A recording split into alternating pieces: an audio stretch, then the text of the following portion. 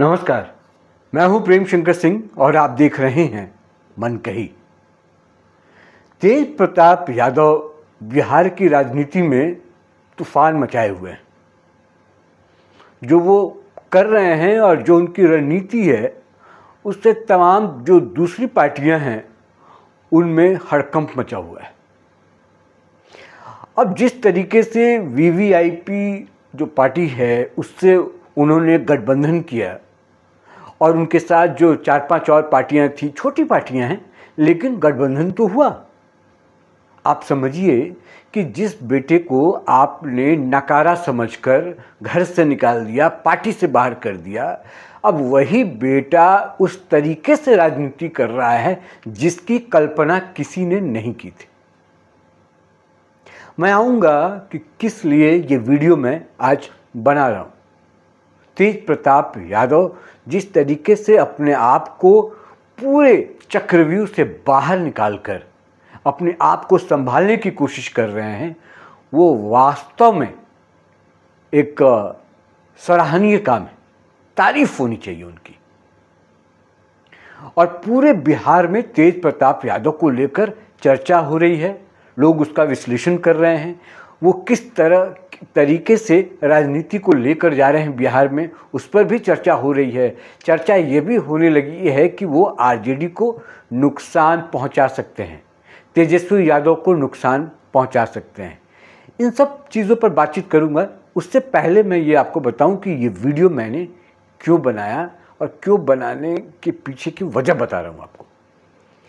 खबर ये आई है कि हो सकता है कि तेज प्रताप यादव ओवैसी से गठबंधन कर लें, यानी कि बिहार का चुनाव जो है वो तेज प्रताप की जो टीम है ना, टीम तेज प्रताप यादव, हालांकि वो प्लेटफॉर्म बता रहे हैं, ये कोई पार्टी नहीं है, लेकिन उसी के ज़रिए बिहार में अपने आप को ये बढ़ा रहे हैं आगे। और उसी के साथ ये 5 पार्टियां जो हैं, वीवीआईपी के साथ जो 4 और पार्टियां जुड़ी, और उसमें एक नाम और आ रहा है ओवैसी साहब का, यानी AIMIM भी हो सकता है टीम तेज प्रताप यादव का हिस्सा बन जाए। अगर ये हो गया तो एक बहुत बड़ी उपलब्धि होगी, क्योंकि ओवैसी साहब का नाम बहुत ज़्यादा है और इन्होंने इससे पहले कोशिश की थी आरजेडी के साथ हाथ मिलाने का, लेकिन आरजेडी ने मना कर दिया। जो पेशकश दी गई थी पार्टी की तरफ से, ओवैसी की तरफ से, उस पर तेजस्वी यादव ने दिलचस्पी नहीं दिखाई, लालू यादव ने दिलचस्पी नहीं दिखाई। उसके बाद आई गई बात खत्म हो गई। और वही राजनीति तेज प्रताप यादव कर रहे हैं, यानी कि जिन लोगों को आरजेडी के दरवाजे से वापस लौटना पड़ रहा है किसी भी वजह से, उसका स्वागत तेज प्रताप यादव कर रहे हैं। अब जो शाहपुरा विधानसभा सीट है, जहाँ पर हमने कहा था कि वहाँ का जो कैंडिडेट है मदन यादव चुनाव लड़ना चाहते थे आरजेडी से, वहाँ उनको निराशा हाथ लगी, तो वो तेज प्रताप यादव के पास आ गए और तेज प्रताप यादव ने समर्थन देने का ऐलान कर दिया।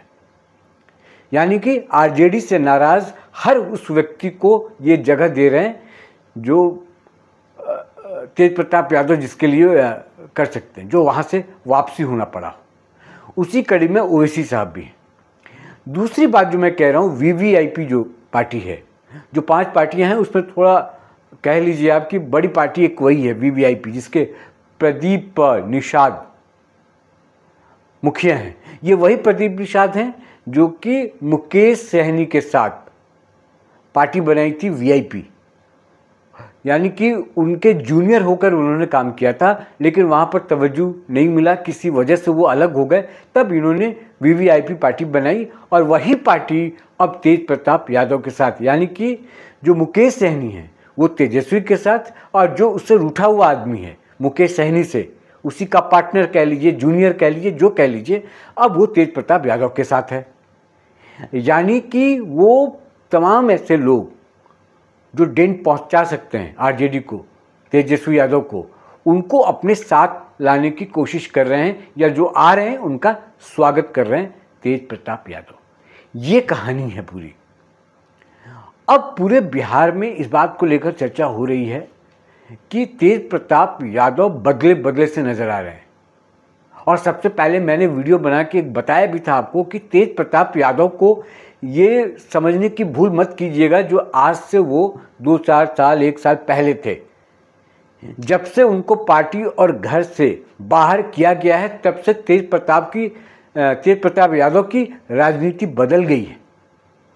वो जिस तरीके से प्रेस कॉन्फ्रेंस करते हैं, जिस तरीके से वो इंटरव्यू देते हैं, जिस तरीके से सवालों का वो जवाब दे रहे हैं, बड़ा ही मजा हुआ एक नेता दिखने को मिल रहा है। उनकी जो छवि थी पहले मजाकिया, हार्डकोर पॉलिटिक्स से बहुत ज़्यादा मतलब नहीं, तेजस्वी यादव पर भरोसा करके उनको दे दिया था। उनको भी पता था कि तेजस्वी यादव को सक्सेसर बनाया जाएगा, पार्टी का, परिवार चलाने का, उससे बहुत ज़्यादा मतलब नहीं रखते थे तेज प्रताप यादव। लेकिन अब जो फिज़ा है वो बदला हुआ दिख रहा है और उनसे सवाल भी किया जाता था गाहे बगाहे कि आप ये बताइए कि आप घर के बड़े बेटे हैं। ये सवाल तो आज भी पूछा जाता है, लेकिन तेजस्वी यादव के हाथ में कमान है तो आपको कभी बुरा नहीं लगता। आपको नहीं लगता कि सीएम आपको बनना चाहिए या डिप्टी सीएम आपको बनना चाहिए था, डिप्टी सीएम वो बन गए, मिनिस्टर आप बने। ये तो उल्टा होना चाहिए था और अभी भी वही हो रहा है। तेजस्वी यादव के हाथ में सारा पार्टी का कमान लालू यादव अप्रत्यक्ष रूप से दिए हुए, हालांकि अध्यक्ष हैं, सब कुछ उन्हीं से पूछकर होता है, लेकिन तेजस्वी यादव ही पार्टी चला रहे। वहाँ तेज प्रताप यादव की कोई गिनती नहीं थी और उसके बावजूद उनको घर से, पार्टी से निकाल दिया गया। तो अब तेज प्रताप यादव की अब जो राजनीति है बिहार में, वो डेंट करने का काम जरूर करेगी, मुझे ऐसा लगता है। क्योंकि अभी तो बहुत वक्त बाकी है, अभी तो कुछ लोग जुड़े हैं, अगर ओवैसी जुड़ जाते हैं, कुछ और पार्टियां जुड़ जाती हैं जो निर्दलीय, क्योंकि प्रशांत किशोर भी तो वैसे बिखरे हुए लोगों को जमा किया था उन्होंने, तब जाकर उन्होंने एक पार्टी बनाई। तो तेज प्रताप यादव से भी ऐसे ऐसे लोग जुड़ते जाएंगे, उनका भी कारवां बनता जाएगा। क्योंकि तेज प्रताप यादव के साथ एक बहुत बड़ी चीज़ है, वो है कि लालू प्रसाद यादव के बेटे हैं, उस खानदान से हैं जिससे आरजेडी बनी, जो पार्टी बनी। तो एक तेजस्वी यादव पार्टी चलाएंगे और ये चाहेंगे तो ये अपना भी कुनबा तैयार कर सकते हैं। तो कुल मिलाकर सबसे जो बड़ी वजह थी, ये मैं बताना चाह रहा था आपको कि सबसे पहले तो ये एक डेवलपमेंट है कि ओवैसी से भी तेज प्रताप यादव हाथ मिला सकते हैं और उनको भी अपने साथ लाकर एक दूसरे का समर्थन करा सकते हैं। तो ये एक, क्योंकि ये भूलना नहीं है कि 5 सीट, पिछले चुनाव में 5 सीटों पर जीत हासिल की थी AIMIM ने। बड़ी उपलब्धि थी 5 सीट विधानसभा सीट जीतना। तो अभी भी ओवैसी का जो है वो मुस्लिम इलाकों में, सीमांचल में उनका वर्चस्व है, मुस्लिम वोटरों पर उनकी पकड़ है। तो मुस्लिम वोटरों पर अगर उनकी पकड़ है और यादव वोट को थोड़ा बहुत अगर ये सेध लगा सकें, तेज प्रताप यादव उन यादवों को जो हिंदुत्व को थोड़ा तरजीह देते हैं, क्योंकि ये सॉफ्ट हिंदुत्व पर चलने की कोशिश कर रहे हैं तेज प्रताप यादव, तो वहाँ से थोड़ा भी डेंट किया, उधर से अगर मुसलमान वोट अगर आ गया तो बहुत बड़ा नुकसान आरजेडी को होने वाला है। ये देखने वाली बात होगी कि धीरे धीरे इनको समर्थन जो मिलने का सिलसिला है वो कितना आगे तक जाता है। ये बताना था, इस डेवलपमेंट को लेकर चर्चा करनी थी, इसके थोड़ा इर्द गिर्द चल के भी आपको चीज़ों को समझाना बताना था।